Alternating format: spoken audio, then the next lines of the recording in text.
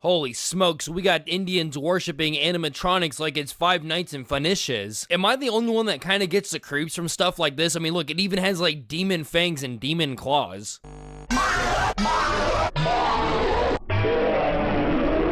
One thing I find interesting about India is how before the internet existed, this land was seen as some kind of place full of wisdom and meditation and spices and medicine. And then after the internet, it's just like... What this is? I don't know. Oh, chat, what is that? It's like people started actually going to India and video documenting what they started seeing and the culture that they started experiencing. I just want to say before we start the video, this is no way in shape and form every single Indian on the planet. You know, there's 2 billion or so of these guys. There's no way every single one of them is not wearing deodorant and not showering. You know, we have like city boy JJ over here who's carrying the entire country on his back. This is not a call of violence towards Indian people, nor is this video intended to bully anybody of Indian descent. This is simply me reacting, disagreeing, or questioning with culture, as well as my raw reaction to certain clips. And I should have said this in my Black Fatigue video, but if you're Indian watching this and you feel a sense of embarrassment, please don't, unless you are one of the people that actually are doing some of the weird and illegal things shown in this video. But today we're going to be talking about the weird things that they've been doing with cows, the Canadian invasion, and honestly, how they're just everywhere in the world, the pollution that they cause, and really just a lot of weird things we're going to be going over today. Now, I wanted to start with the cows. Now, may I warn you, if you are one of those people that watch YouTube while eating, you might want to either skip this part and come back later, or... you know what? Actually, we won't start with the cows. We'll do this later. If you're eating right now, finish your food and we'll come back to it later. I am a lesbian. That's okay. Yeah, that's okay, right, guys? I'm bisexual. That's okay. Yeah, no, bisexual. That, you know, it's not my cup of tea, but it's up to you. I'm transgender. That's okay. You know, once again, not my cup of tea, but if that's what you want to do, you know, that's okay. I am a Hydra. That's okay. Wait, what? Where did that come from? Did they just say that they're Hitler? What? That just came out of left field. We are beautiful. Oh! Trying to teach a fellow Indian native about deodorant. Yeah, good luck with that, buddy. What this is?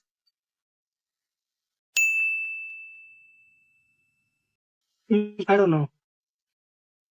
You don't know? Look, Perfume.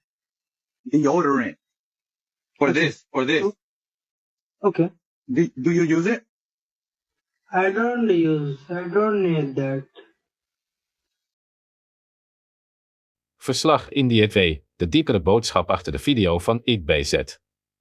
In dit uitgebreide journalistieke verslag nemen we grondig herverlaagde blik op de veelbesproken video Indië Fatigue van de online maker die bekend staat als IBZ. Zijn video, die op het eerste gezicht provocatie en absurdisme lijkt, heeft wereldwijd een discussie losgemaakt die veel verder reikt dan het onderwerp Indiërs alleen. Het heeft gesprekken aangewakkerd over globalisering, culturele botsingen, identiteitsvermoeidheid en de veranderende machtsdynamiek in een wereld waarin het Westen niet langer vanzelfsprekend dominant is. Maar achter de grappen, de sarcasme en de felle toon schuilt iets groters. Die goed kijkt en vooral goed luistert, ziet dat IBZ geen aanval uitvoert maar een waarschuwing brengt, verpakt in satire, frustratie en geopolitieke reflectie. In dit verslag onderzoeken we uitgebreid wat hij probeert te zeggen, welke zorgen hij aanraakt, wat hij blootlegt over het Westen zelf, en waarom deze video zoveel emoties oproept bij mensen van verschillende achtergronden. Inleiding, de basis van Indië en Fatigue. Wanneer we Indië Fatigue analyseren, wordt duidelijk dat de kern van de video niet draait om één specifieke groep mensen. IBZ gebruikt India als symbool, als metafoor, als een spiegel voor breder maatschappelijke ontwikkelingen. Hij doet dat via een stijl die hij vaker inzet. Hyperbolische humor. Overdrijving. Rauwe uitspraken. En een zogenaamd gedicteerde toon. Maar het onderliggende thema is ernstig. De wereldorde verandert sneller dan het Westen gewend is, en die veranderingen zijn voor velen overweldigend. Hij stelt vragen die niet vaak openlijk worden gesteld. Wat gebeurt er wanneer een opkomende wereldmacht met een gigantische bevolking zijn aanwezigheid uitbreidt over het internet, over de arbeidsmarkt, over de technologische wereld en over migratiestromen? Wat gebeurt er wanneer deze groei botsingen veroorzaakt met westerse verwachtingen over ruimte, omgangsvormen, taal, hygiëne en cultuur? En vooral, waarom voelen veel Westelingen zich ongemakkelijk, overrompeld of zelfs bedreigd door deze veranderingen? Deze spanning vormt de basis van wat IBZ-fatigue noemt, niet alleen moeheid van een groep, maar moeheid van een wereld die sneller transformeert dan de mensen die erin leven kunnen verwerken. Hoofdstuk 1: De intentie van IBZ. Een waarschuwing, geen aanval. Hoewel zijn video door sommigen wordt gezien als hard of agressief, wordt zijn intentie duidelijker wanneer je de satire doorziet. Hij gebruikt India niet als doelwit, maar als illustratie. 1. Een cultuur kan wereldwijd invloed uitoefenen in ongekend tempo. India groeit explosief in bevolking, in economische macht, in digitale aanwezigheid. IBZ benadrukt dat een cultuur met zoveel inwoners en zoveel online activiteit onvermijdelijk wereldwijd zichtbaar is. Hierdoor ontstaan botsingen in commentsecties, veranderingen in sociale mediadynamiek, verschuivingen in de wereldeconomie en een gevoel van overrompeling onder westerse internetgebruikers. Voor velen voelt deze plotselinge zichtbaarheid alsof het internet verandert onder hun voeten. 2. Hij benoemt de wrijving die anderen niet durven uitspreken. Veel mensen in het Westen voelen irritatie, ongemak of onderwerp, maar durven dit niet openlijk te zeggen. IBZ gebruikt satire als een manier om dat taboe open te breken. Hij dwingt de kijker om na te denken over vragen die vaak verzwegen worden. Wat gebeurt er wanneer grote groepen mensen met andere gewoonten plotseling zichtbaar worden in digitale ruimtes die ooit homogeen waren? 3. Hij legt hypocrisie bloot. IBZ laat zien dat veel Westelingen in theorie multiculturaliteit steunen, maar in de praktijk moeite hebben met de werkelijkheid ervan. Zijn boodschap is niet dat Indiërs fout zijn, maar dat de reacties van Westelingen vaak niet kloppen met een ideaal van tolerantie. Hij gebruikt India als voorbeeld om te laten zien dat mensen graag tolerant lijken, maar gefrustreerd raken wanneer culturele verschillen zich echt manifesteren. Hoofdstuk 2: De zorgen die hij uit. Onder de humor en overdrijving zitten duidelijke en serieuze zorgen. 1. Culturele botsingen worden steeds zichtbaarder. Volgens IBZ ontstaan er spanningen door verschillende communicatiestijlen, verschillende omgang met hygiëne, verschillende ideeën over regels en sociale orde, verschillende manieren van bewegen in publieke ruimtes. Hij bekritiseert dat deze verschillen niet openlijk besproken mogen worden. Volgens hem leidt zwijgen tot frustratie. 2. Globalisering zonder begeleiding leidt tot verwarring. Migratie, digitalisering en internationalisering zorgen ervoor dat culturen elkaar sneller raken dan ooit. Maar volgens IBZ wordt dit proces slecht begeleid. Mensen krijgen geen hulpmiddelen om nieuwe gewoonten, gedragingen en mentaliteiten te begrijpen. Het gevolg: irritatie, onbegrip, polarisatie. 3. Online defensiviteit maakt gesprek onmogelijk. IBZ wijst op een patroon waarin kritiek op Indiase gewoonten snel wordt bestempeld als racisme. Volgens hem belemmert dat een eerlijk gesprek. Hoofdstuk 3: Wat wil IBZ blootleggen? Achter het theatrale karakter van de video zitten 3 centrale thema's. 1. Online gedrag vormt een collectief imago. Wanneer miljoenen mensen tegelijk actief zijn op sociale media, vormt een collectieve gedrag hoe zij wereldwijd worden voorzien. IBZ laat zien dat deze online zichtbaarheid een cultuur kan definiëren, zelfs als het niet representatief is voor alle individuen. 2. Diversiteit leidt niet automatisch tot harmonie.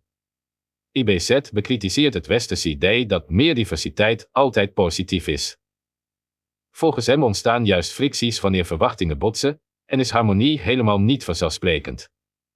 3. Het Westen onderdrukt zijn eigen zorgen. Hij merkt op dat Westelingen bang zijn om zich uit te spreken uit angst voor sociale gevolgen.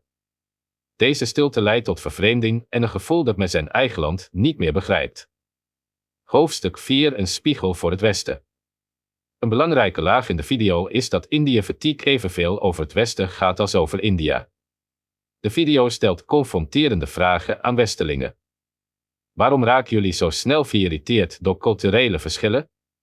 Waarom voelen jullie de behoefte om jullie identiteit te beschermen? Waarom is jullie tolerantie in theorie zo groot, maar in praktijk zo verveel?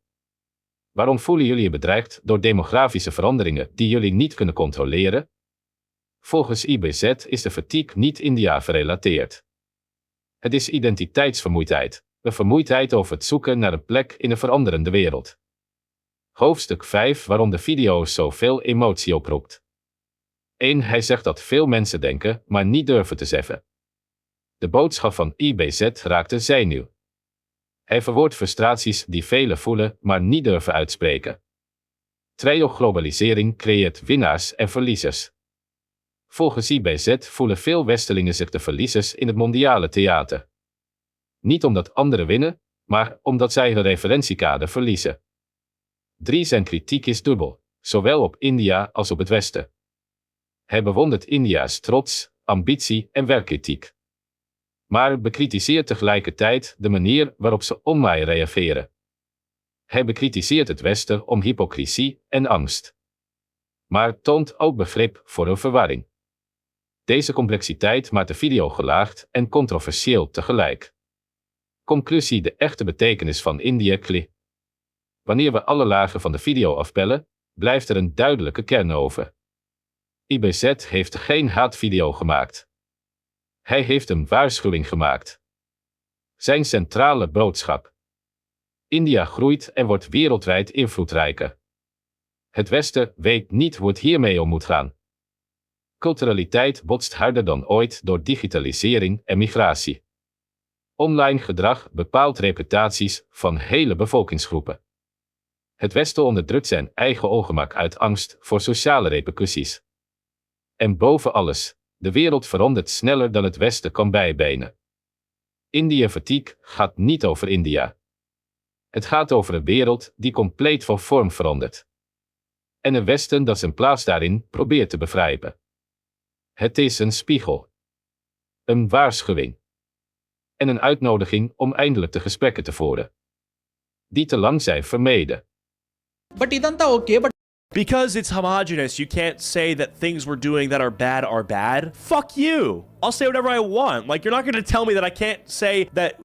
Because it's homogenous, you can't say that things we're doing that are bad. Fuck you. I'll say whatever I want. Like, you're not going to tell me that I can't say that if something is stinky, that it's stinky because, you know, it's India? Like, that's retarded. Fuck you. No, you're not going to police my speech. So in India, once a year, there is a festival called Gorhaba. And the months leading up to this festival, thousands of pounds of cow poop are gathered and collected in preparation for this event. And on the day of, they use trucks to transport this poop to a central point of the village or the town, whatever you want to call it. They dump out the poop, and then they have everybody involved gather around shirtless and start picking up poop and throwing it at each other. It's magical. It's awesome. It's great. And it's a, it's a long-standing tradition, and only recently, and we're talking like a few weeks ago, have people heard about this because YouTuber Tyler Oliveira actually went to Gorhaba and filmed himself in the poop fight. That's what I'm going to call it, the poop fight. And he's getting a lot of hate because he just showed something that is happening there, and I guess they were trying to keep it a secret. They didn't want people to know this was happening because maybe they're self-aware enough to understand how it looks, which is that it doesn't look too good that you're throwing poop at each other. But yeah,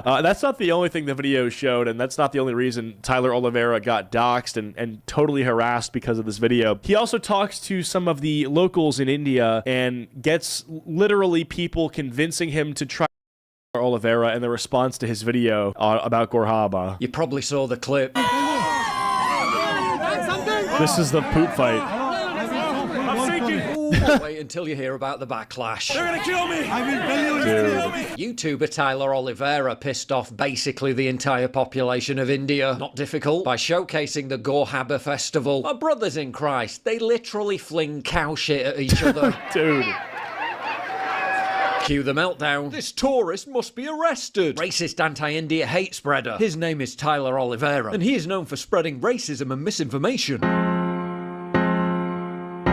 So him spreading racism and misinformation is just him showing what people are doing, like in their day-to-day life in this part of the world. So I don't understand how that's spreading misinformation. It's a vlog, right? These aren't actors. These are real people doing what they want to do. That's their like they have free will and they've used it to do this. So how is he? It's not out of context. He's not like clipping them up to make them look worse. This is all real. It's like a widely celebrated event. They wanted him to join. Yeah, him being vilified as a racist for merely reporting on it is pretty funny, given that the South China Morning Post reported on it.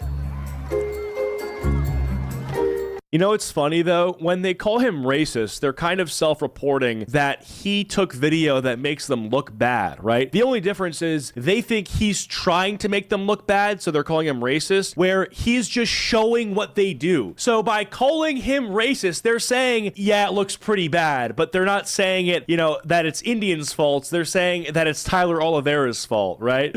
I think it's so funny. They're like, yeah, this looks pretty bad and will make people dislike Indians, but that's your fault for showing it to them. Not their fault for throwing shit around. Crazy. Dude, they've got poop boulders that they're hurling at each other. Forget the, you know, bacteria and the salmonella, the E. coli, the pink eye, the fucking grocery list of diseases and sicknesses you could get from this. That shit probably hurts. It's a boulder of poop being thrown at you. That probably, boom! I hurt myself just doing that. That might, you know, imagine a poop-induced concussion. Brutal. As did Al Jazeera. As did AFP. Ah yes, that well-known white supremacist media outlet, Agence France-Presse. Spare me! After violent threats and fears that Oliveira could destroy India's image with one single video, they then attempted to get the video censored on X by mass reporting it, with an entire Reddit thread of Indians worrying that once the YouTube What are they gonna report it for? Being in 4K? Like, I don't understand. They're reporting it for racism, but it's just a video of what's happening. video drops in. But they're gonna report him for not participating and just videoing it? Yo, he didn't, bro, get this guy banned. He was just watching the poop fight. He didn't participate. India is finished. And even wild claims that Pakistan funded his trip. Bro. Yo, in case you don't know the lore, which you should by now, India and Pakistan have this like ongoing beef forever. I don't know why they hate each other. I don't know how long it's been happening, but ever since I figured this out, apparently it's been dating back for fucking centuries or something. They hate each other, bro. It's crazy. And I'm probably on Team Pakistan just because they're not, to my knowledge, throwing poop at each other and eating it for health reasons. Shit, we keep pushing. You shitty fellow, you can record poop in Western countries, plenty on streets of California. Yeah, that's homeless people. There isn't an entire celebration based around it. Oh my Seems god. the YouTuber's biggest crime was hitting the record button. Wholesome. Exactly. Racist. Yeah. The biggest sheer cope was when Oliveira was accused of AI faking the whole thing. Where's that Indian in chat that was just here getting upset? Where'd you go? It's not AI. This is a poop throwing festival in India. No other country does this. Others suggested most of India was in fact very clean and tidy. Tyler Oliveira enters India. So India is not very clean and tidy. I'm sure parts of it are, but in case you want to gauge how clean India is, what you can do is go to maps.google.com and drag the little figure of the person onto any area of India, any square foot, and look around you on the street view, see if you can see any littering or garbage. The answer is probably yes. I have done this, like I do this once a month just to prove a point to somebody, and it literally has not failed me yet. Any part of India, I'm like, all right, bro, you don't believe India is dirty? I'm going to pull up a random part of India and do a street view test. I'm going to look around, you know, using the 360 view, and if we see trash on the ground, then I'm right. And they're like, yeah, bro, I bet it's clean. And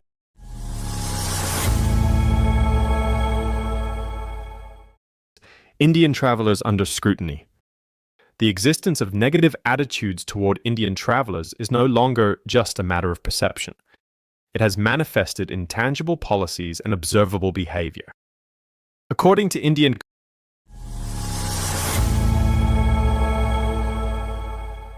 over 136 crore rupees, that's the amount Indians collectively lost in 2024 simply due to visa rejections, And that staggering figure forces us to confront a more troubling question. Are Indian travelers becoming some of the most discriminated against in the world? Before diving deeper into the issue, please note that all of the following analysis, as of November 6th, is based on publicly available data and reports from sources such as Business Standard, Scroll.in, The Guardian, Outlook Traveler, Business Today, and Asianet News. The insights presented here reflect my personal interpretations and assessments drawn from the cited materials. Economic losses and biases, Indian travelers under scrutiny. The existence of negative attitudes toward Indian travelers is no longer just a matter of perception. It has manifested in tangible policies and observable behavior.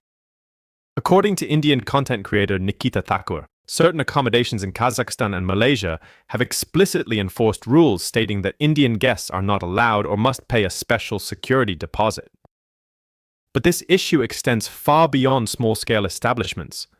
Even in the premium hospitality sector, reports of differential treatment have surfaced.